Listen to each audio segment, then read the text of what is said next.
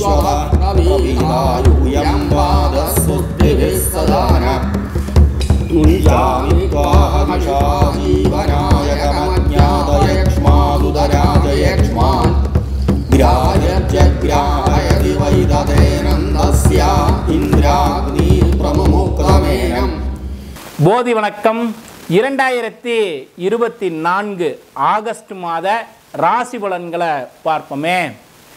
ஆங்கில மாதம் ஒரு மாதத்தை கணக்கிட்டு இந்த ஆங்கில மாதத்தில் ஒரு மாதத்தில் 2 தமிழ் மாதங்கள் வரும். ஆடி ஆவணி. நாம் ஆங்கில மாதத்தை கணக்கிட்டு ஒரு மாதத்திற்குண்டான பலன்களை ஒவ்வொரு ராசியினருக்கும் தனித்தனியாக பார்த்துட்டே வருவோமே. முதல் ராசியாக மேச ராசி நண்பர்களுக்குண்டான பலன்களை பார்ப்போம். அன்பில் மிகுந்தவர்கள் மேசராசி நண்பர்கள் என்று சொன்னால் மிகையாகாது.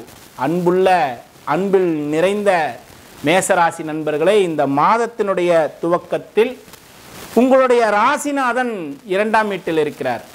ரிஷபத்தில் குருவோடு சேர்ந்து செவ்வாய். இந்த குரு செவ்வாயினுடைய சேர்க்கை ரொம்ப விசேஷமாக நிறைய விஷயங்கள் பார்த்துக்கிட்டே வருவோம்.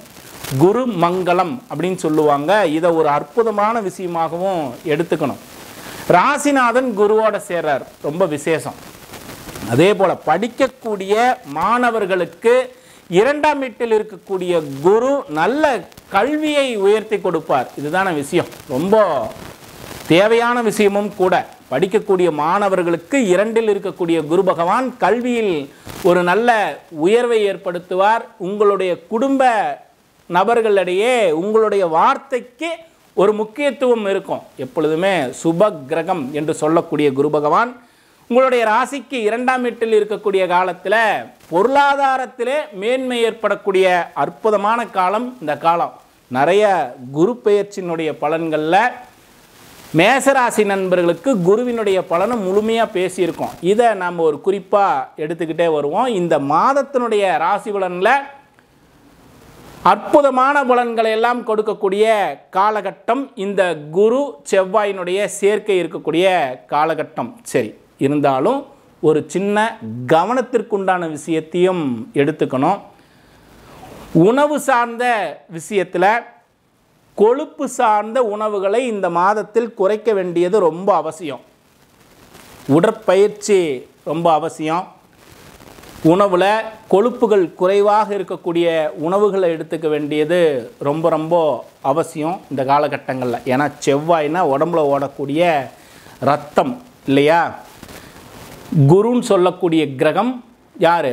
கொழுப்பு கட்டிகளை எல்லாம் சொல்கிறோம்ல, இது குருன்னு சொல்லக்கூடிய கிரகம். இந்த 2 கிரகமும் இணையுது. இந்த இணைவில் நன்மையான விஷயங்களையும் பார்த்துட்டோம், கவனமாக இருக்க வேண்டிய விஷயங்களையும் பார்த்துடணும். அப்போ உணவில் அதிகமான கொழுப்பு சேராத உணவுகளை எடுத்துக்கிட்டால் ரொம்ப ஆரோக்கியம். இந்த ஒரு விஷயத்தில் மேசராசி நண்பர்கள் இந்த மாதத்தில் கவனமாக இருக்க வேண்டியது ரொம்ப அவசியம். அதே போல் ராசிக்கு 2ஆம் வீட்டிற்குரியவன் 7ஆம் வீட்டிற்குரியவன் 5ல். யோசிச்சு பாருங்களேன், 5ல் போய் சுக்கிரன் இருக்கார். காதல் சம்பந்தப்பட்ட விஷயம், காதல் திருமணம் சார்ந்த விஷயங்கள் எல்லாம் இந்த மேசராசி நண்பர்களுக்கு இந்த காலகட்டங்களில் இன்னும் உயர்வாக இருக்கும். காதலிக்கக்கூடியவர்கள்லாம் திருமணத்தில், ஏன்னா ஆவணி மாதம் வருது, திருமணத்திற்குண்டான காலகட்டமாகவும் அமைஞ்சிரும். காதல் திருமணத்தில் முடியக்கூடிய அற்புதமான காலகட்டம். இருந்தாலும் யாரெல்லாம் கவனமாக இருக்கணுங்கிறதையும் எடுத்துக்கணும் இல்லையா. 5ஆம் வீட்டில் ஜனனகால ஜாதகத்தில் சிம்மத்தில் யாருக்கெல்லாம் கேது இருக்கோ, ஜனனகால ஜாதகத்தில் யாருக்கெல்லாம் சிம்மத்தில் கேது பகவான் இருக்கின்றாரோ அவர்களெல்லாம் கொஞ்சம் காதல் விஷயத்தில் இந்த மாதத்தில் கொஞ்சம் கவனமாகவும் இருக்கணும். பொதுவான ஒரு கருத்தாக காதல் வெற்றிகரமானதாக அமையும். அந்த இடத்துல புதன் பகவான் இருக்கின்றார், சுக்கிரனோட சேர்க்கையில் இருக்கின்றார். காதல் வெற்றிகரமானதாக அமையும், திருமணத்தில் முடியும்லாம் சொல்லலாம். ஜனனகால ஜாதகத்தில் சிம்மத்தில் கேது பகவான் இருக்கக்கூடிய ஜாதகர்களுக்கு இந்த கோல்சார கிரகநிலைகளை எல்லாம் கொஞ்சம் ஆய்வு செய்து பார்த்தீங்கன்னா காதல் சார்ந்த விஷயத்தில் கொஞ்சம் கவனமாகவும் இருக்கணும். சுக்கிரன் 5ல் இருப்பது ரொம்ப விசேஷம்தான். மனைவி வழியிலே ஆதாயமான செய்திகள் எல்லாம் உண்டு. நண்பர்கள் மூலமாக ஆதாயமான விஷயங்கள் எல்லாம் ஏற்படும். இதில் எல்லாம் குறை கிடையாது. மனைவிக்கு அணிகலன்கள் வாங்கி கொடுக்கக்கூடிய அற்புதமான காலகட்டம் இந்த காலகட்டம். ஆடை ஆபரண சேர்க்கை ஏற்படக்கூடிய காலம் ரொம்பவும் சிறப்பு தான். பொதுவாக யார் கவனமாக இருக்கணும்னா, ஜனனகால ஜாதகத்தில் சிம்மத்தில் கேது இருப்பவர்கள் மட்டும் கவனமாக இருங்க. காதல் காமம் சார்ந்த பிரச்சனைகளை எல்லாம் ஏற்படுத்தக்கூடிய காலம் யாருக்கு? ஜனனகால ஜாதகத்தில் சிம்மத்தில் கேது இருப்பவர்களுக்கு. மற்றபடி அற்புதமான கிரக அமைப்பு தான் இந்த புதன் சுக்கிரனுடைய சேர்க்கை. புதனையும் பார்க்கணும் இல்லையா? புதன் 3-6க்குரியவன் 5ஆம் வீட்டில். அப்போ 3-6க்குரிய புதன் 5ஆம் வீட்டில் இருக்கிறாருன்னா பிள்ளைகள் சார்ந்த உங்களுடைய குழந்தைகள்லாம் இருக்காங்க இல்லையா, அவர்களுக்காக சிறு சிறு செலவுகள் எல்லாம் ஏற்பட்டிருக்கும். ஏதாவது ஒரு இடத்துல நம்ம என்ன பண்ணியிருப்போம், கடனாவது வாங்கி ஒரு செலவு செய்திருப்போம். அதே போல் தேவையில்லாத செலவுகள் குழந்தைகளுக்கு ஏற்பட்டுக்கிட்டே இருந்திருக்கும். சிறு சிறு மருத்துவ செலவுகள் எல்லாம் ஏற்பட்டிருக்கும். இந்த 22ஆம் தேதியிலிருந்து ஒரு அற்புதமான மாற்றத்திற்குண்டான காலம். குழந்தைகளுக்காக தேவையற்ற செலவுகள் எல்லாம் நிறையா செய்தோமே, பணம் செலவாகிக்கிட்டே இருக்குதே நினைத்தவர்களுக்கெல்லாம் ஒரு மாற்றத்திற்குண்டான காலகட்டம் இந்த 22ஆம் தேதிக்கு அப்புறம் ஏற்படுது. குழந்தைகளுக்காக மருத்துவ செலவு பண்ணோம், வீண் செலவுகள்லாம் நடந்துருச்சுலாம் நினைத்த மேசராசி நண்பர்களுக்கு இது ஒரு அற்புதமான காலகட்டம். எல்லாம் மாற்றத்திற்குண்டான காலகட்டம். 4ஆம் வீட்டில் இருந்த சூரியன் ஆவணி மாதம் 1ஆம் தேதி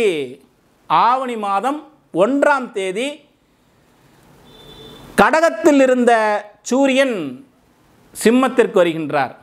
யோசிச்சு பாருங்கள், ஒரு அற்புதம் தானே. 5ஆம் வீட்டிற்குரிய கிரகம் 5இல் ஆட்சி ஆகின்றார்.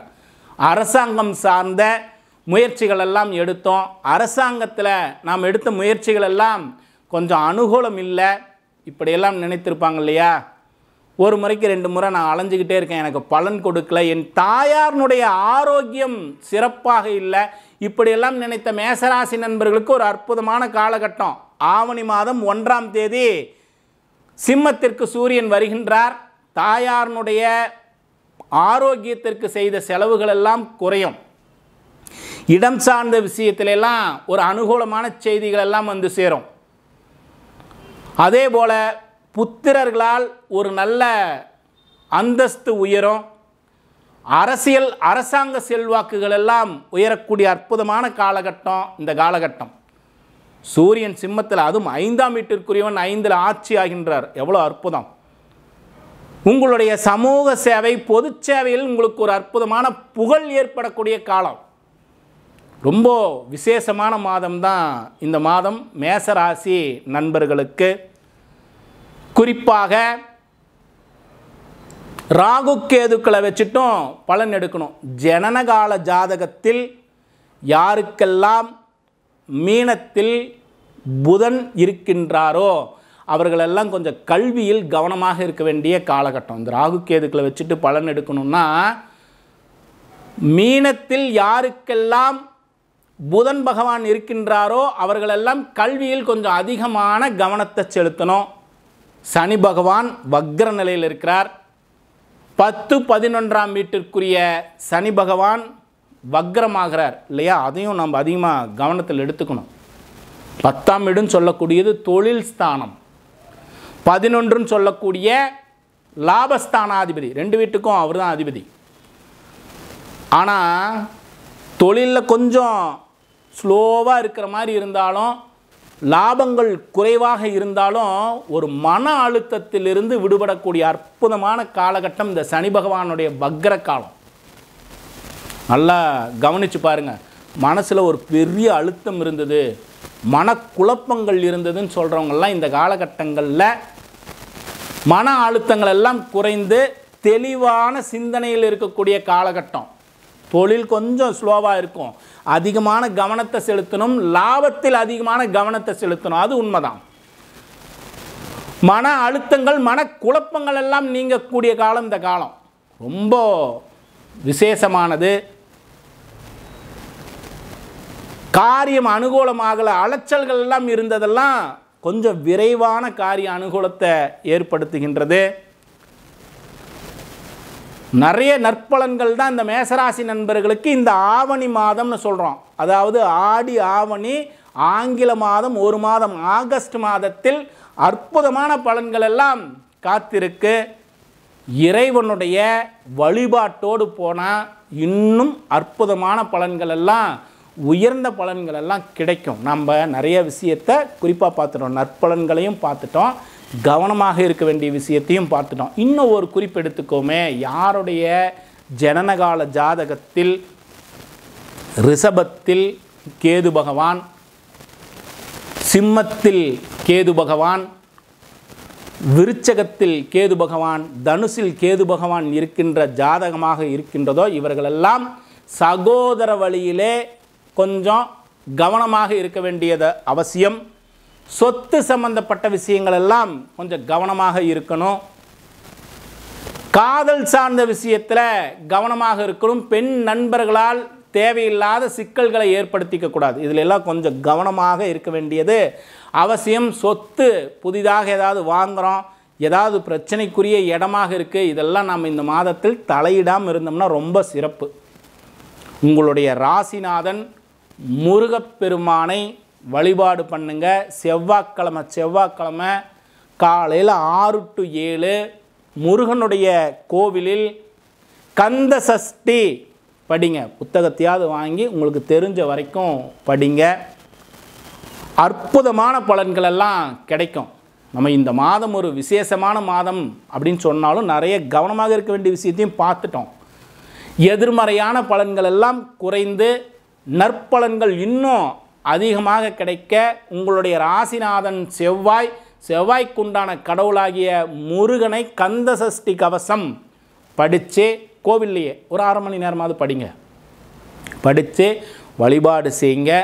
நற்பலன்கள் இன்னும் அதிகமாக கிடைக்கும். சரி, இன்னொரு காணொளியில் இந்த மாதத்தில் என்னென்ன நமக்கு ரெமிடிஸ், ஒரு விஷயத்துக்கு என்னென்ன ரெமிடிஸுங்கிறத நம்ம இந்த 12 ராசி பேசி முடிச்சுட்டு மீண்டும் இன்னொரு பதிவாக மேசராசிக்கு உண்டான ரெமிடிஸ் பார்ப்போம். சரி, இதில் நம்முடைய போதி மையத்தில் படிக்கக்கூடிய மாணவர்களுக்கு சோழி பிரசன்னம் பாடத்திட்டங்களாக வச்சுருக்கோம். அதிலும் தாம்பூல பிரசன்னம், சொர்ண பிரசன்னம் இதெல்லாம் பாடத்திட்டங்களாக நடத்துகிறோம். இந்த பாடத்தோடு தியான பயிற்சியும் சுவாச பயிற்சியோடு சேர்த்து தசமகா வித்யா பாடத்தையும் சேர்த்திருக்கோம். விருப்பம் இருக்கக்கூடியவர்கள், படிக்க விருப்பம் இருக்கக்கூடியவர்கள் கீழே டிஸ்கிரிப்ஷனில் நம்முடைய போதி மையத்தினுடைய வெப்சைட் அட்ரஸ் கொடுத்துருக்கேன், செக் பண்ணுங்கள். விருப்பம் இருக்கிறவங்க எங்களோடு தொடர்பு கொள்ளுங்கள். நேரடியான வகுப்பாகவும் ஆன்லைன் வகுப்பாகவும் வகுப்புகள் நடக்குது. விருப்பம் இருக்கிறவங்க எங்களோடு தொடர்பு கொள்ளலாம். இன்னும் பல காணொளிகள் நம்முடைய நேயர்களுடைய விழிப்புணர்வுக்காக பல பதிவுகள் செய்வோமே. போதி வணக்கம்.